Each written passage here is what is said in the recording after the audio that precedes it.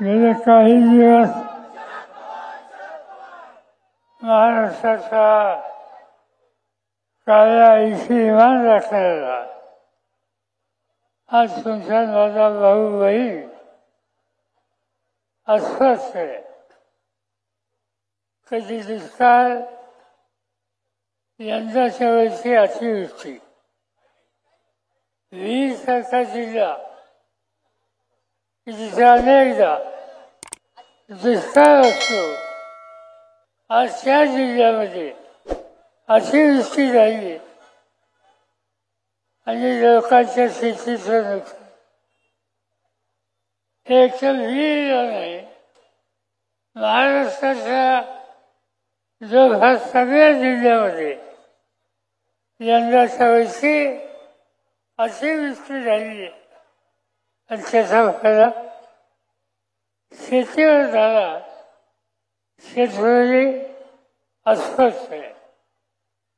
संकट येतात. त्या संकटातून मार्ग काढायचा असतो आणि तो मार्ग काढायचा ही जबाबदारी राज्य आणि केंद्र सरकार यांची असते. आपण बघतो आहोत संकट आहे. शेतकरी असोत पण त्याच्याकडे झुंकून बघायला आजचे राज्यकर्ते तयार नाही. आणि त्यावेळेस पुन्हा एकदा आसपासच्या स्वच्छ महाराष्ट्राच्या ग्रामीण भागात गेल्या 2 महिन्यामध्ये महाराष्ट्रामध्ये 2000पेक्षा अधिक शेतकऱ्यांनी आत्महत्या केल्या. त्या आत्महत्या विदर्भातल्या मराठवाड्यातल्या जीव का देतो माणूस? शेतकरी जीव देतो, फार गरज टाकतो. कशामुळे एवढी टोकाची भूमिका तो घेतो? आणि त्याचं महत्वाचं कारण त्याच्या संकटाच्या काळात राज्यकर्ते त्याच्या मागं उभे राहते आणि त्यामुळं स्वतःच जे काय असेल असं नसेल ते सर्वस्व जातात नाही. त्यापेक्षा जीव दिलेला बरा हा विचार आज शेतकरी करतोय आणि त्यामुळेच आसपासच्या पुन्हा एकदा वाढायला लागल्या. यापूर्वी असं घडलं होतं. आधीच्या वक्त्यांनी सांगितलं की इथं आसपासच्या झाल्या. मी शेती खात्याचा मंत्री होतो आणि एक दिवशी सकाळी उठल्यानंतर माझ्या वाचनात झालं यवतमाळ जिल्ह्यामध्ये शेतकऱ्यांनी आत्महत्या केली. मी अस्वस्थ झालो. दुसऱ्या दिवशी प्रधानमंत्री मनमोहन सिंग यांना विनंती केली की शेतकरी जीव देतोय हे चिंता चांगलं नाही. तो का जीव देतोय हे समजून घेतलं पाहिजे आणि ते जर करायचं असेल तर दिल्लीत बसून होणार नाही. यवतमाळ जिल्ह्यात जाऊ, त्या शेतकऱ्याच्या घरी जाऊ, त्याची बायका मुलं असतील त्यांना विचारू आणि समजून घेऊ. मनमोहन सिंग प्रधानमंत्री होते, लगेच तयार झाले. दुसऱ्या दिवशी आम्ही दोघंही नागपूरला आलो, वर्ध्याला गेलो, यवतमाळला गेलो आणि ज्या घरात शेतकऱ्यांनी आत्महत्या केली होती त्याच्या घरच्यांची भेट आम्ही दोघांनी घेतली. ती माऊली शेतकऱ्याची बायको जसा जसा रडत होती तिला मी समजून काढली. मी विचारलं, माऊली तू का रडते? तुझ्या मालकाने जीव का दिला? तिने सांगितलं कर्ज काढलं होतं सोसायटीचं, फेडता आलं नाही, दुष्काळ पडला म्हणून सोसायटीची नोटीस आली. दुसऱ्या वर्षी खाजगी शेतकऱ्याचं कर्ज काढलं, तेही थकलं, ते देता आलं नाही. तो सावकार घरामध्ये आला, वाहिनी कुंडी काढली आणि माझ्या अब्रूचा पंचनामा सगळ्यांच्या समोर झाला. आणि ते माझ्या मालकाला सहन झालं नाही आणि इंजिनची वाटी घेतली, घसा घसा खेळला आणि जीव दिला. हे कशावर घडलं? कर्जबाजारीपणा. आज या देशाच्या शेतकऱ्यांचं कर्जबाजारीपणा हा एक मोठा रोग आहे आणि त्याचं उत्तर शोधलं पाहिजे.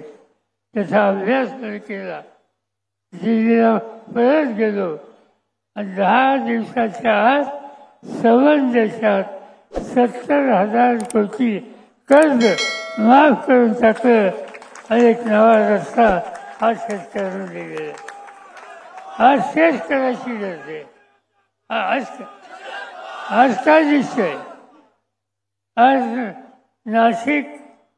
नाशिकचा कांदा जगात जातो, 2 पैसे मिळतो.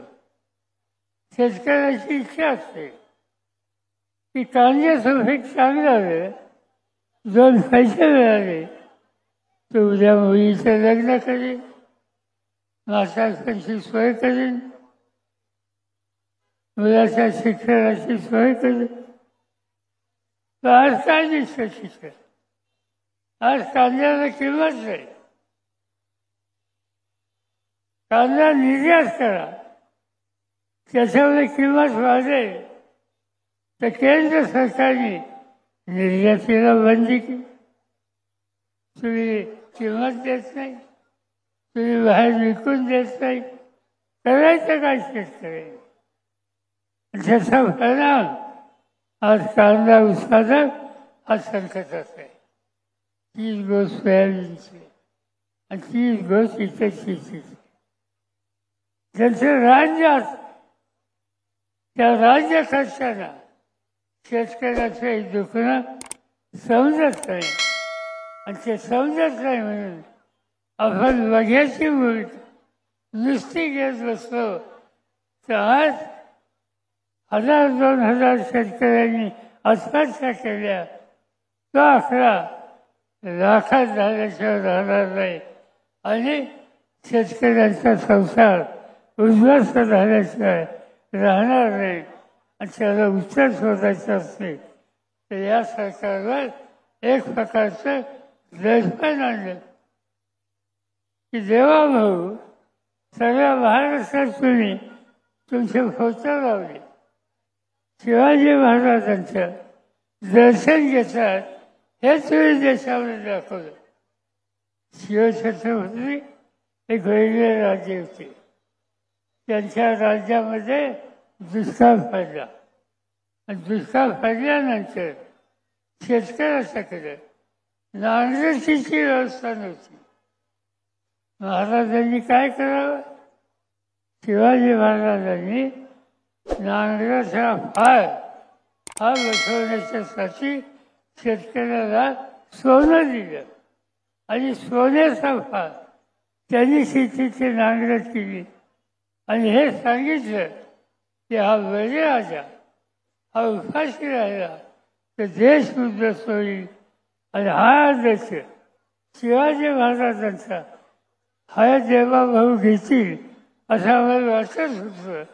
पण ठिकठिकाणी मोठे मोठे होर्डिंग, मोठे मोठे पोस्टर, मोठी मोठी चित्र ही त्यांनी लावली शिवाजी महाराजांचं नाव घेऊन.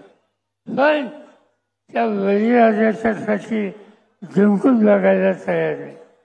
आणि असंच चित्र असेल तर आपल्याला निकाल घ्यावा लागेल.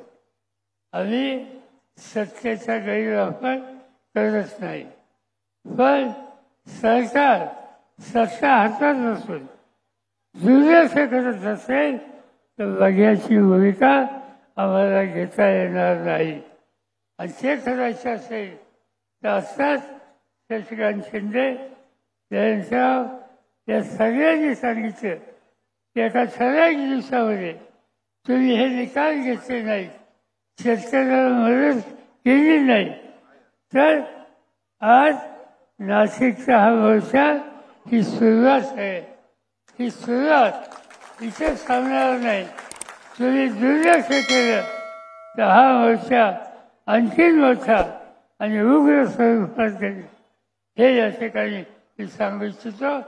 देवाभाऊंना माझी विनंती आहे, आजूबाजूला बघा हिंदुस्थानच्या काय घडतंय ते. नेपाळमध्ये गेल्या 8 दिवसात काय घडले. राज्यकर्ते गेले, एक भगिनी आली, तिच्या हातात राज्य दिलं गेलं. आणखीन काय झालं मी त्याच्या खोलात जाऊ इच्छित नाही. शहाणपणा हा शिकण्याचं काम देवाभाऊ आणि त्यांच्या सहकारी करतील अशाच प्रकारची अपेक्षा आज या ठिकाणी करतो. आणि या मोर्चासाठी तुम्ही आलात, या मोर्चाच्या तयारीसाठी मग रोहित पवार असतील, या मोर्चाच्या तयारीसाठी गेले काही दिवस आमचे सहकारी भुसारा हे असतील आणि नाशिक शहर आणि जिल्ह्याचे सगळे प्रमुख नेते असतील, त्यांनी जे कष्ट घेतले त्याबद्दल त्यांना धन्यवाद देतो. आणि तुम्हा सगळ्यांसुद्धा एवढ्या संख्येनं आलात, मोर्चात सहभागी झालात, याबद्दल तुमच्या सगळ्यांचं कौतुक करतो. आणि पुन्हा महिना 1.5 महिन्यात जर घडलं नाही तर तयार राहा हेच सांगतो आणि आपली रजा घेतो. जय हिंद, जय महाराष्ट्र.